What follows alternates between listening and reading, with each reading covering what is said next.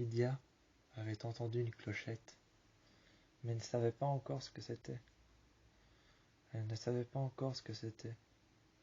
Elle avait entendu une clochette, mais en autre partie, elle avait entendu parler du démon Somnios. Somnios était un démon qui faisait part de ses allusions en te faisant entendre une clochette. Il te faisait entendre une clochette et derrière toi apparaissait une porte, derrière laquelle tu trouverais tous tes amis, tous tes proches. Le visage effacé,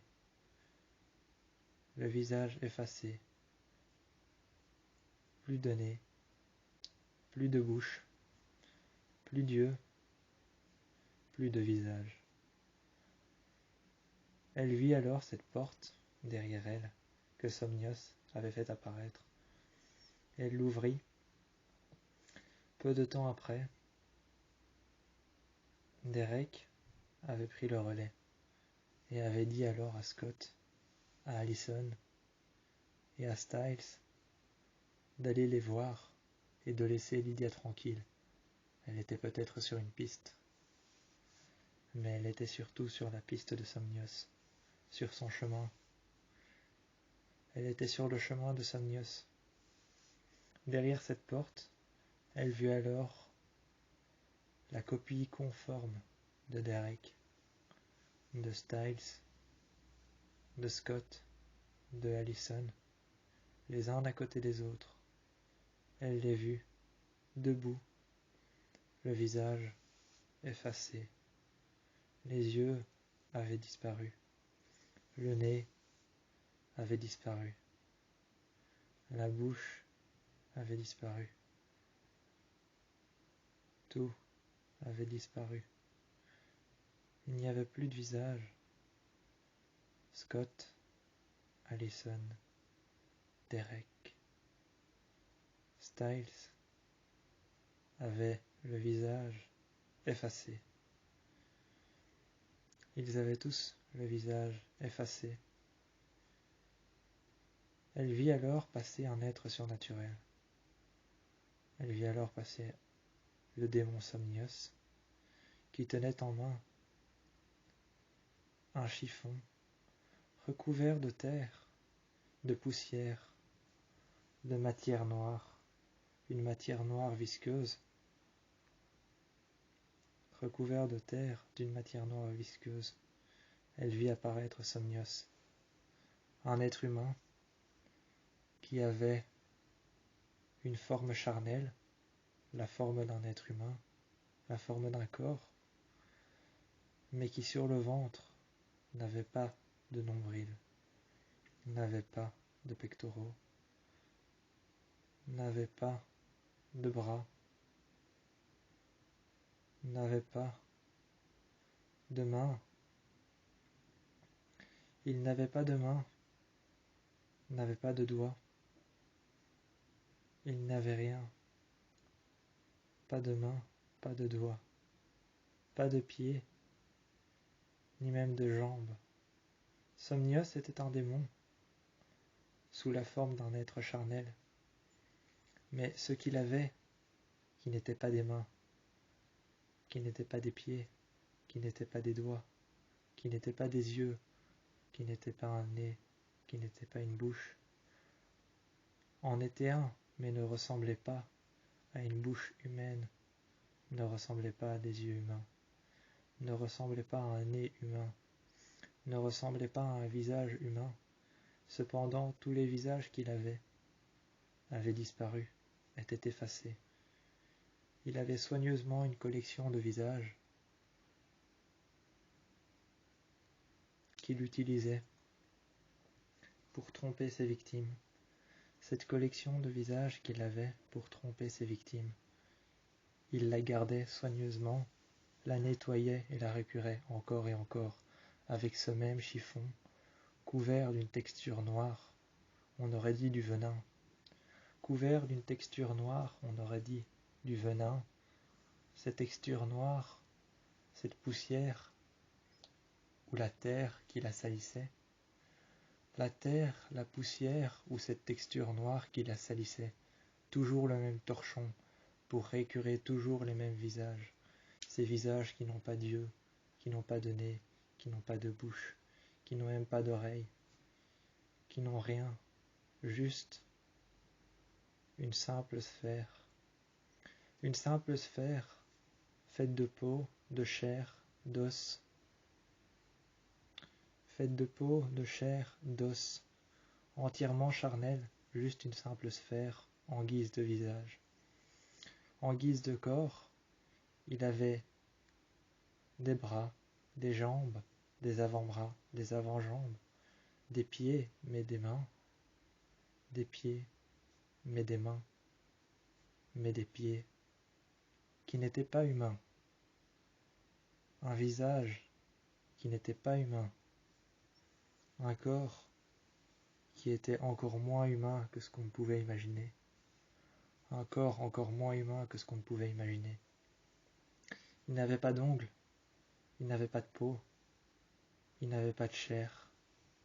On avait l'impression que Somnios détenait une chair différente que la nôtre, tout en ayant la même apparence qu'un humain. Il avait la même apparence qu'un humain, tout en détenant la chair d'un humain. Il la transformait en autre chose pour nous tromper. Il la transformait en autre chose pour nous tromper. La chair qu'il détenait était si pâle, si infime, qu'on pouvait voir à travers le parcours de la moindre veine. À travers, on pouvait voir le parcours de la moindre veine. On pouvait voir le parcours d'un simple muscle qui se tendait et qui se détendait. On pouvait voir le parcours des veines, des os, à travers sa chair qui était si infime qu'on pouvait en voir les articulations bouger quand il bougeait ses mains. On pouvait voir les os, on pouvait voir les veines, on pouvait voir les muscles bouger. Sa chair était si infime, si petite et si légère que sur les os, la chair, le sang, les veines, on pouvait les voir au travers. Mais lorsqu'on regardait ce démon en face, on avait l'impression qu'il était fait de cire. Il était fait de cire, on avait l'impression que son visage ne ressemblait plus à rien et n'avait jamais ressemblé à quelque chose. Somnios faisait entendre à ses victimes, avant de les envoûter, il faisait entendre toujours une petite clochette pour leur dire qu'il était réellement là. Lydia s'était retournée et avait vu Derek, Styles, Malia, Scott, Allison et tous les autres. Il les avait vus à côté du démon, le visage effacé, frotté par sa main à travers lesquelles les articulations étaient visibles, à travers laquelle les veines étaient visibles, le sang coulait, que elle-même pouvait ressentir, elle-même, Lydia, qui pouvait ressentir les articulations du démon bouger à travers ses mains qui étaient figées par la peur. Elle pouvait ressentir aussi le sang du démon, un sang humain, chaud, à travers la matière de ses veines. À travers la matière de ses veines, elle pouvait sentir le sang chaud couler. Elle pouvait sentir aussi les articulations se déformer à travers ses mains qui étaient figées. Elle pouvait sentir ses muscles se tendre et se détendre. Elle sentait ses muscles se tendre et se détendre. Les tendons bougeaient avec les articulations. Elle ressentait tout ce que le démon ressentait. Somnios était rusé, perfide et intrépide. Il faisait sentir tout ce qu'il avait, tout ce qu'il ressentait à ses victimes dont il avait pris le visage, tout comme lui n'avait pas de visage. Lorsque Théo s'est retourné, après avoir regardé des dossiers sur un SK, après avoir regardé un dossier sur un SK, qu'est-ce que c'était un SK, un serial killer? Après avoir regardé un dossier sur un TS, qu'est-ce que c'était un TS, un tueur en série? Après avoir regardé un AS, qu'est-ce que c'était un AS, un assassin. Après avoir regardé un TU, tueur à gages, après avoir regardé un TM, tueur de masse, plusieurs dossiers ont été vérifiés. TU, TM, AS, SK, assassin, tueur en série, tueur de masse, tueur à gages, meurtrier. Toujours le même discours, toujours la même répétition. Tueur à gages, assassin, tueur en série, tueur de masse. Toujours la même chose, mais les êtres surnaturels, était-ce la même chose que suivre des tueurs à gages, des assassins, des tueurs en série, ou encore beaucoup d'autres choses comme celle-ci. Beaucoup d'autres choses comme celle-ci, Styles en avait l'habitude, il était le fils du shérif. Il en avait l'habitude. Suivre des assassins, des tueurs en série, des choses comme ça, il en avait l'habitude. Théo, lui, était effrayé par tout ça. Il ne savait pas encore qu'il allait devenir un alpha, ou quelque chose comme ça. Il ne savait pas encore tout ça. Seulement, il fallait qu'il le comprenne.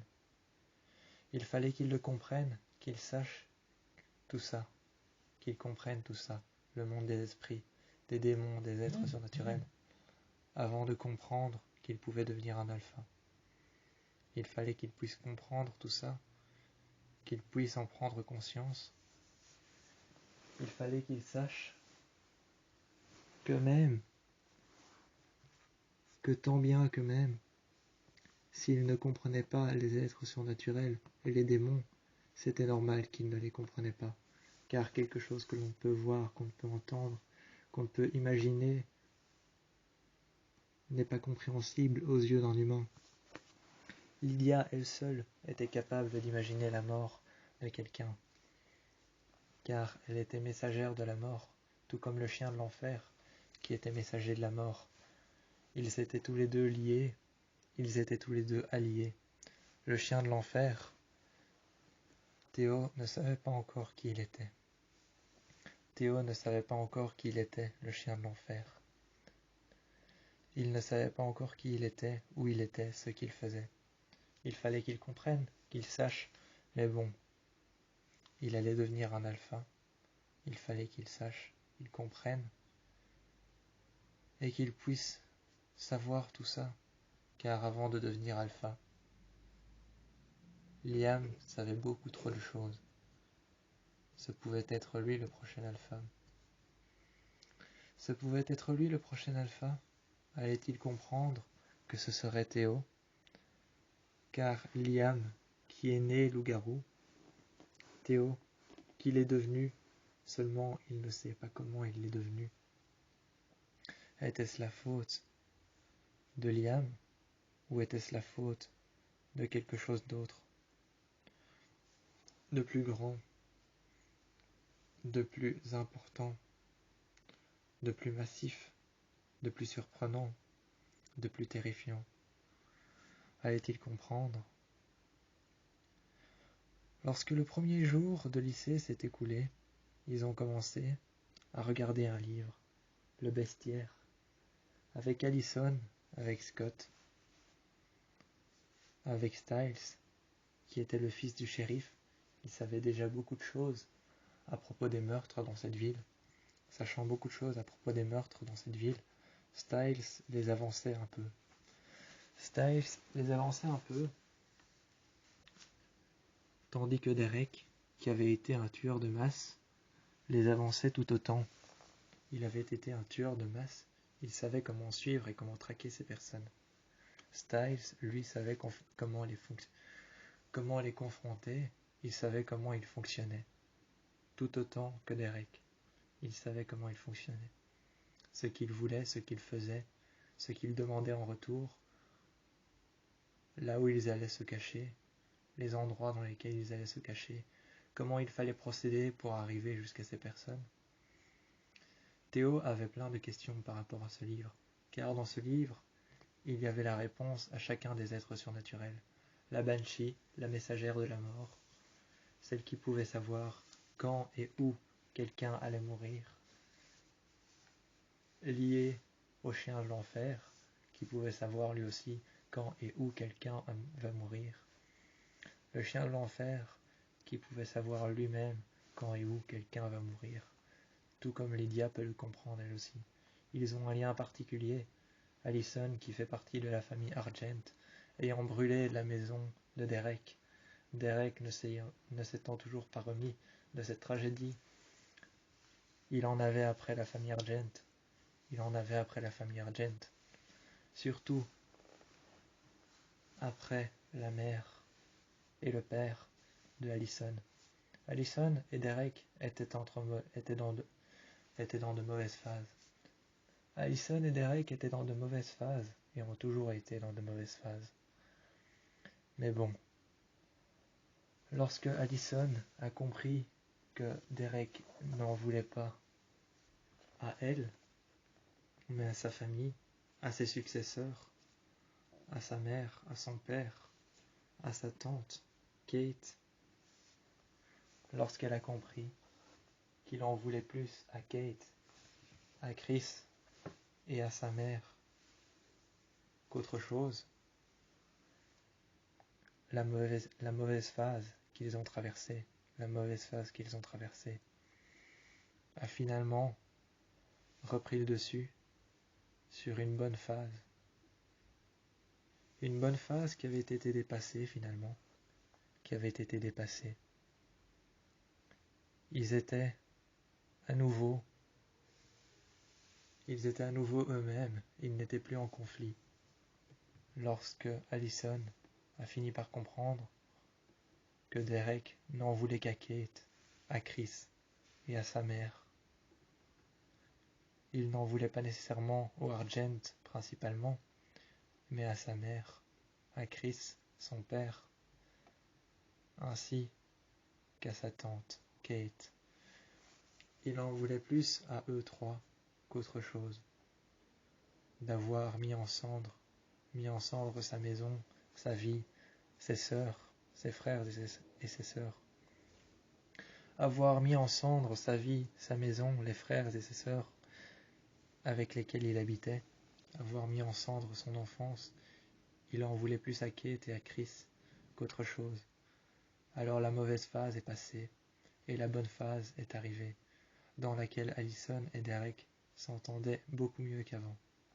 Cependant, Théo et Liam avaient toujours autant de questions par rapport au bestiaire, livre dans lesquels tout est raccord avec les recherches qu'ils ont trouvées, les tueurs en série, les tueurs à gages, les tueurs qui ont été jugés, cet endroit dans lequel il avait le don de voir toute une armée qui avait recours aux flammes, aux tirs, aux armes à feu, pour tuer des gens qui étaient ensuite brûlés par les flammes et immolés.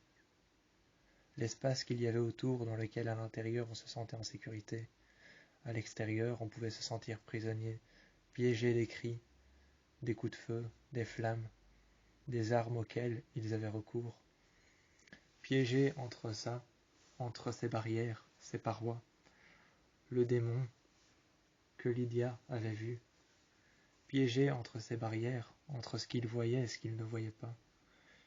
Ils avaient toujours autant de questions. Le premier jour, ils avaient rencontré Allison, Scott, Styles et Lydia, qui ont donc tous les quatre. Ils ont donc présenté qui ils étaient. Scott était sûrement l'un des prochains alphas. Styles, le fils du shérif.